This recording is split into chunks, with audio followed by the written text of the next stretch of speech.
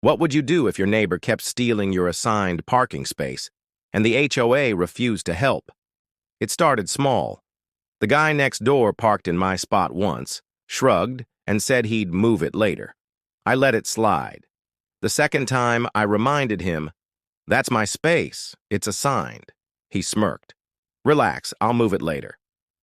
By the third time, it wasn't funny anymore. Our HOA is strict about parking. Everyone has an assigned space with guest spots clearly marked. Yet somehow, my neighbor decided my space was his overflow lot. Then came last night. I came home late from work, exhausted, and found his car parked there again. Every guest spot was full. Nowhere to go. I circled the block 3 times before finally leaving my car half a mile away on the street outside the gate. Walking home through the quiet subdivision, past identical lawns and glowing porch lights, I started to feel it. That gnawing rage mixed with helplessness. I'd told him 3 times. The HOA didn't care. And now I was the one walking home in the dark while he slept comfortably with 2 cars lined up outside my door.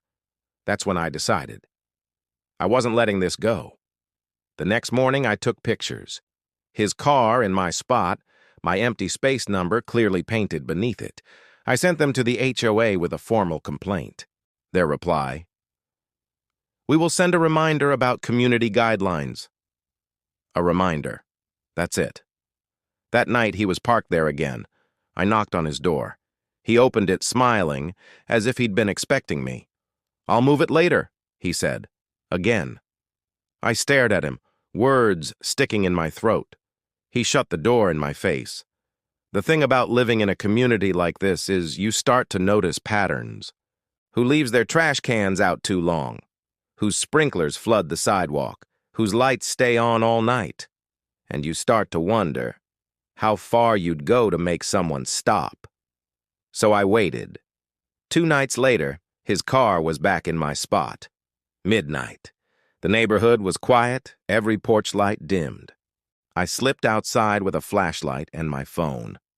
I crouched by his bumper and filmed as I traced the scratches already etched into the paint. I whispered into the camera, "4th time. Same car, same spot." Then I turned off the flashlight and just stood there in the dark staring at the car. That's when I noticed something. A smell. Sharp. Chemical. Like gasoline. Not from my hands. Not from the street, coming from beneath his car. I froze. Looked around. No one was outside. No footsteps.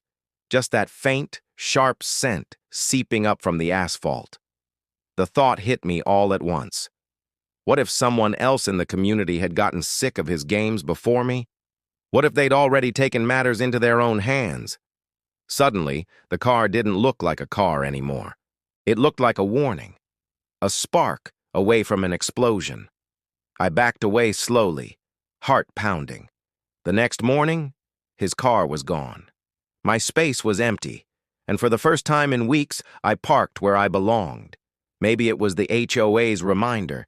Maybe it was my complaints. Or maybe someone else decided to handle it quietly in the middle of the night. All I know is, my neighbor never parked in my spot again. And sometimes, when I walk past his driveway, I swear I still catch that sharp chemical scent.